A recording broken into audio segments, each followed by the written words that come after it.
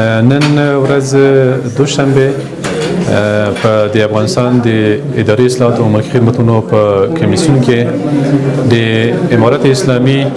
د ټولو منابع بشري رئیسانو لپاره یو ورځنی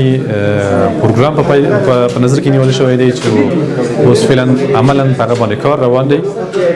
نن ورځ د دغه پروګرام هدف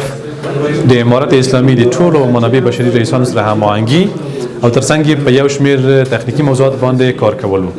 هغه باندې موږ کار کوو او چې ډیره برخه د افغانستان د ملکي خدمتونو لپاره د پالیسي جوړولو بحث دی. موږ کوشش کوو چې په داسې نورو پروګرامونو کې د افغانستان د متخصصینو څخه چې عموما د منابع بشري رئیسان